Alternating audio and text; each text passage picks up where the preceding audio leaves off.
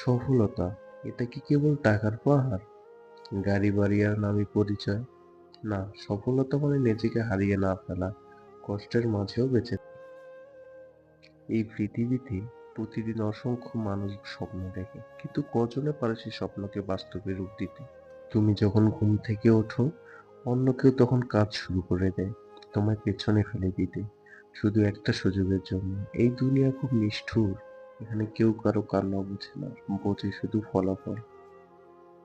তুমি যত কষ্ট পাচ্ছ, সেটা তোমায় ভাঙার জন্য না, তোমায় গড়ার জন্য। প্রতিটা ব্যর্থতা তোমার সফলতার চাবিকাঠি।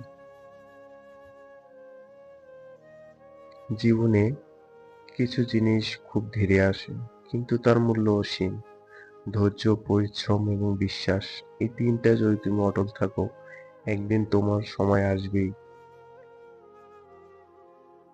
লোকেরা বলবে তুমি পারবে না, তোমার পক্ষে সম্ভব না, তখন তুমি একটু হেসে নেবে আর নিজের কাজ চালিয়ে যাবে। আর যদি ক্লান্ত হয়ে পড়ো, তাহলে একটু বিশ্রাম নাও, কিন্তু থেমে যেও না, থামলে সব শেষ হয়ে যাবে। যখন তুমি সফল হবে, একদিন তারা নিজেরাই বলবে, ও তো ছোটবেলা থেকেই আলাদা ছিল।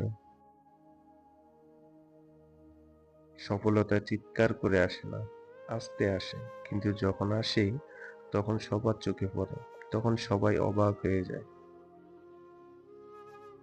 যদি তোমায় কেউ না বোঝে, নিজেকে বোঝা শুরু করো, নিজের প্রতি বিশ্বাস রাখো, কারণ তুমি নিজে তোমার সবচেয়ে বড় শক্তি। আজ তুমি যেখানে আছো, সেটাই তোমার যাত্রার শুরু। এখান থেকেই শুরু হবে তোমার গল্প। তোমার কাছে যা আছে তাই দিয়েই শুরু করো, সময় তোমার পাশে থাকবে, তুমি যদি নিজেকে বিশ্বাস করো। আজ যারা তোমায় অবহেলা করে, কাল তারাই তোমার সামনে দাঁড়িয়ে বলবে, আমরা জানতাম তুমি পারবি।